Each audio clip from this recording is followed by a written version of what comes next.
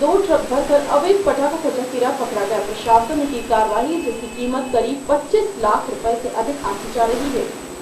गुना के परवरिया गांव में 2 ट्रक भरकर अवैध पटाखों का जखीरा पकड़ा गया। प्रशासन ने की बड़ी कार्रवाई। गुना के परवरिया गांव में 2 ट्रक भरकर अवैध पटाखों का जखीरा पर प्रशासन ने की कार्रवाई, जिसकी कीमत करीब 25 लाख रुपए से अधिक आंकी जा रही है। मकसूदनगढ़ तहसीलदार कमल सिंह मंडेरिया व एसडीओपी चाचोड़ एसएन मुखर्जी ने बताया कि 2 ट्रकों से भरकर आतिशबाजी को थाने ले जाया जा रहा है, जहां आगामी कार्रवाई की जाएगी। और उन्होंने बताया कि शुरुआती पूछताछ में सामने आया कि उक्त आतिशबाजी राजगढ़ जिले के सुठालिया के व्यापारी बंटी अग्रवाल की है। पुलिस मामले की जांच पड़ताल में जुट गई है। गुना के परवरिया गांव के एक मकान में पुलिस विभाग और तहसील विभाग ने छापा मारा। छापे मारने के दौरान मकान में लगभग 2 ट्रक भरकर अवैध रूप से पटाखे विभाग ने जब्त किए। अभी तक की जो जानकारी निकल के सामने आ रही है, ये पटाखे सोटालिया के एक व्यापारी बंटी अग्रवाल के बताए जा रहे हैं। फिलहाल मामले की जांच विभाग द्वारा जारी है। टोनी शाह, साधना न्यूज़ 24 गुना। ब्यूरो रिपोर्ट, टोनी शाह, गुना। एक मजदूर का पैर थ्रेशर में चला गया। चलती हुई थ्रेशर में उसका पैर फंसते ही एक ही झटके में युवक का आधा शरीर पूरा थ्रेशर में पहुंच गया और युवक की मौके पर मौत हो गई। गुना के डांडोनिया गांव में सोयाबीन की फसल निकालते समय एक मजदूर का पैर थ्रेशर में चला गया। चलती हुई थ्रेशर में उसका पांव फंसते ही एक ही झटके में युवक का आधा शरीर पूरा थ्रेशर में पहुंच गया। आनन फानन में थ्रेशर को बंद किया गया, लेकिन युवक की मौके पर ही मौत हो गई। वहीं पुलिस ने युवक के शव को निकालकर पोस्टमार्टम के लिए भेज दिया और मामला दर्ज कर जांच शुरू कर दी। सर, ये पूरा घटनाक्रम कैसे घटा, ये जरा विस्तार से बताइए। ये ग्राम डाड़ोनिया में भजन मीना का कटर चल रही थी, जिसमें सोयाबीन की फसल निकाली जा रही थी। इसमें राजाराम मजदूरी कर रहा था साथ में, तो उसमें जो फसल को देते समय उसका पैर चला गया और जिससे उसे उसमें दब गया और उसकी मौत हो गई।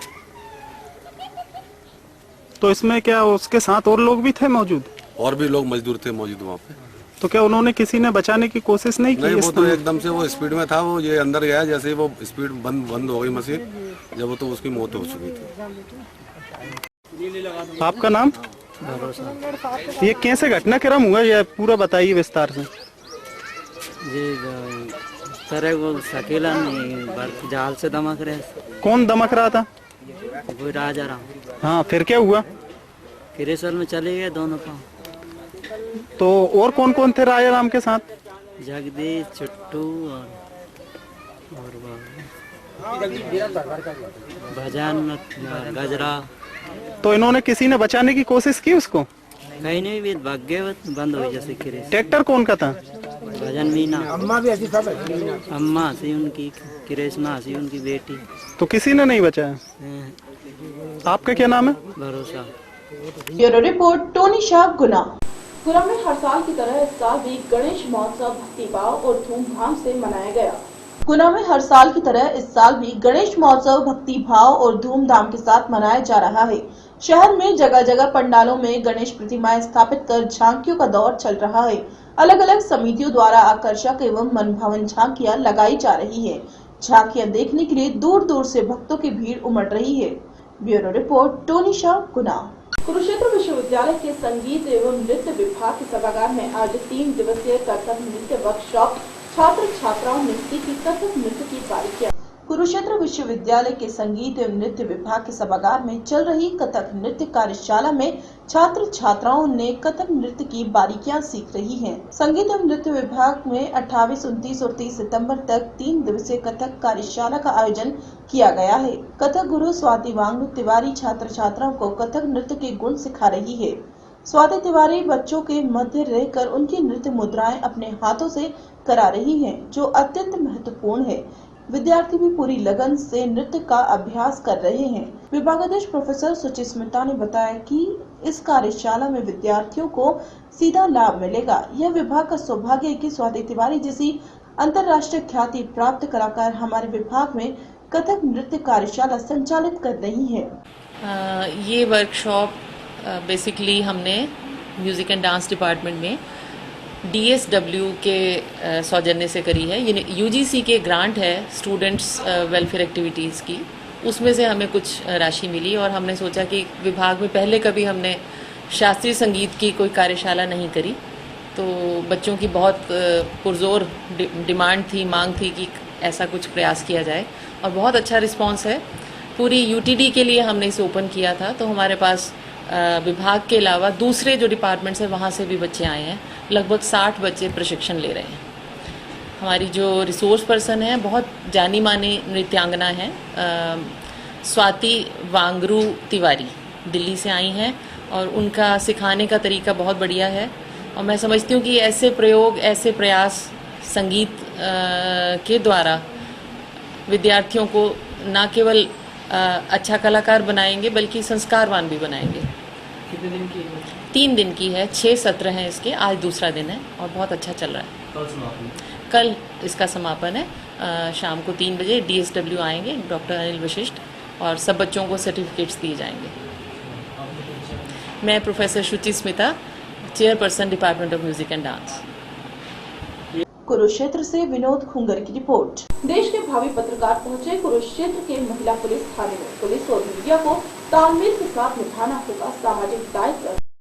कुरुक्षेत्र के महिला पुलिस थाने में देश के भावी पत्रकार पहुंचे। इन भावी पत्रकारों ने जहां थानों की बारीकियों को समझा, वहीं महिला पुलिस थाने की कार्यप्रणाली एवं महिला पुलिस अधिकारियों को अपनी ड्यूटी के दौरान किन किन दिक्कतों और किन किन चुनौतियों का सामना करना पड़ता है।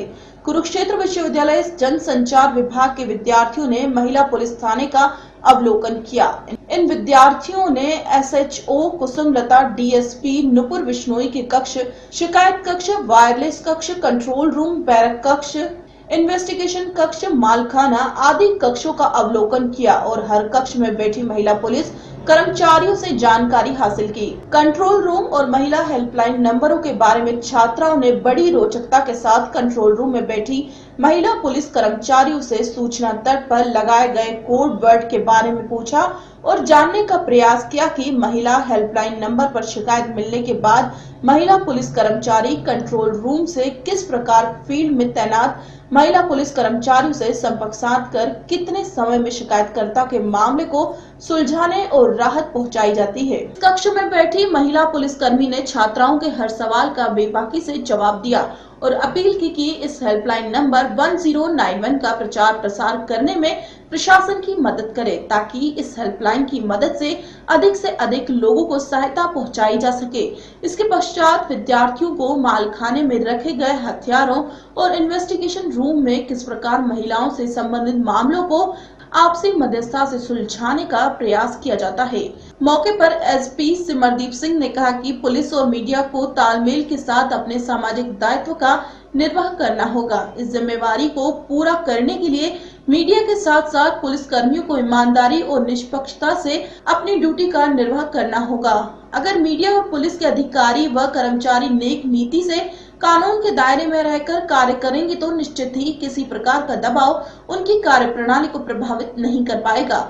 विद्यार्थियों ने सेमिनार कक्ष में पुलिस अधीक्षक सिमरदीप सिंह और DSP नुपुर बिश्नोई से बड़ी निडरता और जिम्मेवारी के साथ करीब 1 घंटा सवाल जवाब किए। पुलिस अधीक्षक सिमरदीप सिंह ने विद्यार्थियों के साथ हुए सीधे संवाद के उपरांत भावी पत्रकारों से अपील करते हुए कहा कि मीडिया लोकतंत्र का चौथा स्तंभ है। विद्यार्थी अपनी पत्रकारिता की शिक्षा पूरी करने के बाद जैसे ही फील्ड में आएंगे तो उन्हें अनेक चुनौतियों का सामना करना पड़ेगा। इन चुनौतियों की परवाह न करते हुए विद्यार्थियों को अपने सामाजिक दायित्व को समझना होगा।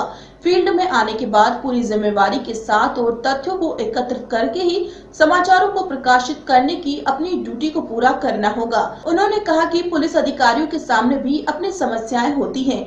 किसी भी मामले को सुलझाने के लिए पुलिस प्रशासन अपने स्तर पर हर संभव प्रयास करता है। SP ने विद्यार्थियों से अपील की कि पुलिस हमेशा सहयोग के लिए तत्पर है और युवा पीढ़ी को भी पुलिस का सहयोग करने के लिए तैयार रहना चाहिए।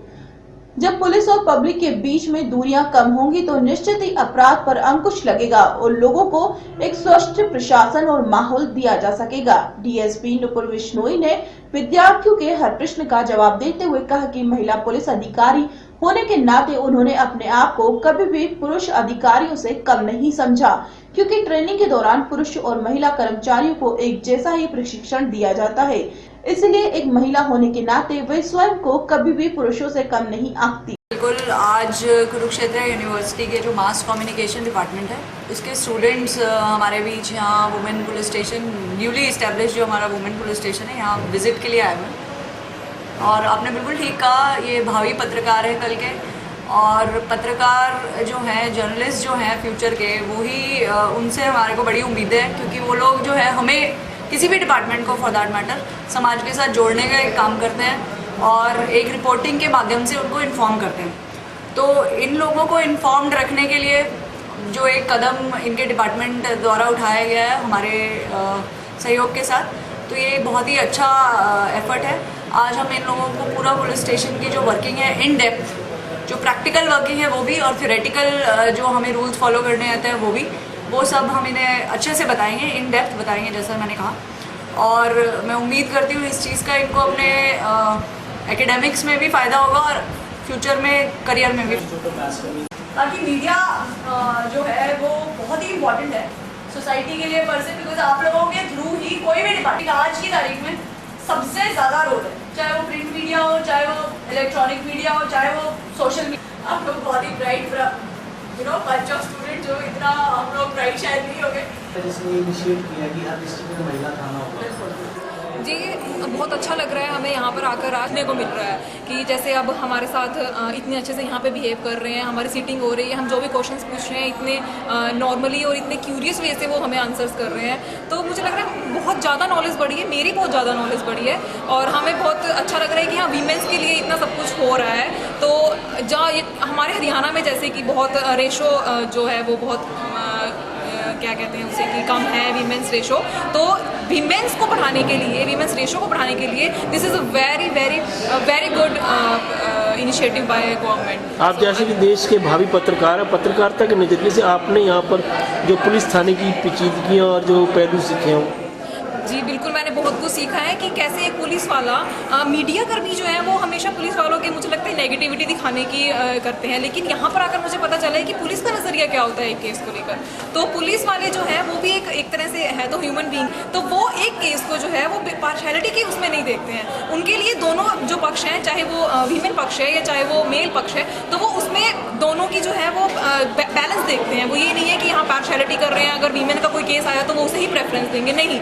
यहाँ पर जैसे कि हमने क्वेश्चन पूछे तो उन्होंने बताया कि यहाँ पर फेक केस भी आते हैं, वीमेंस भी क्राइम कर रही हैं और उसमें इन्वॉल्व है वीमेंस भी। तो मुझे लग रहा है यहाँ पे मुझे आके बहुत अच्छा लगा है यहाँ पे, और मेरे जो और भी फ्रेंड्स हैं उन्हें आके बहुत अच्छा लगा है। तो we are very happy. Sir ma'am ने हमें दिखाया, आईओएस का रूम दिखाया कि यहाँ पे इन्वेस्टिगेशन वो लोग कैसे करते हैं, जैसे कि अब यहाँ पे ऑनलाइन इन्वेस्टिगेशन, ऑनलाइन हम अपनी FIR दर्ज करवा सकते हैं। तो एक बहुत ही अच्छी सुविधा है कि हम घर बैठे कहीं भी वहीं से हम अपनी जो FIR है वो दर्ज करवा सकते हैं। और इसमें हमने दिखाया वुमेन्स सेल, यहाँ वुमेन्स सेल डॉरी के केसेस हैं, रेप के केसेस हैं, ऐसे बहुत तरह के जो वुमेन्स से रिलेटेड जो भी क्राइम के केसेस हैं उन्होंने कहा कि वो इससे पूरा फैसला करवाते हैं, उनका समझौता करवाते हैं। जैसे डॉरी का केसेस है या फिर उनका मैरिज की कोई प्रॉब्लम, मैरिड लाइफ की कोई प्रॉब्लम, तो वो लोग उनका समझौता करवाते, तो वो चीज़ मुझे अच्छी लगी यहाँ पर आकर। और जैसे कि मैंने बताया हमें बहुत सारे केसेस आते हैं, फेक केसेस आते हैं, काफ़ी तरह के अलग से केसेस आते हैं। और एक और चीज़ अच्छी लगी कि यहाँ पर जो मेल है, मेल्स जो क्रिमिनल्स हैं उन लोगों को भी फीमेल्स ही पकड़ती, जैसे अभी तक देखा जा सकता है कि मेल्स को पकड़ते हैं, फीमेल्स को पकड़ती है, लेकिन यहाँ पर अब ऐसा गवर्नमेंट ने प्रावधान दिया है कि मेल्स को पकड़ेंगी। एक बहुत अच्छा स्टेप मुझे ये है यहाँ पर। यहाँ पर आपने पुलिस का सूचना तंत्र भी देखा? जी हाँ, मैंने उनका सूचना तंत्र देखा, और साइबर क्राइम्स है उसके लिए भी यहाँ पे अलग से सेल बनाए हुए, अलग से उसके रूम बनाए हुए, और काफ़ी बेहतर है। आपका परिचय? हो गया तो 1 महीने के बाद ये लोग देखने आए कि यहाँ पे किस प्रकार से कार्य किया जाता है, और इन्होंने पॉजिटिव और नेगेटिव फीडबैक्स दोनों दिए हैं।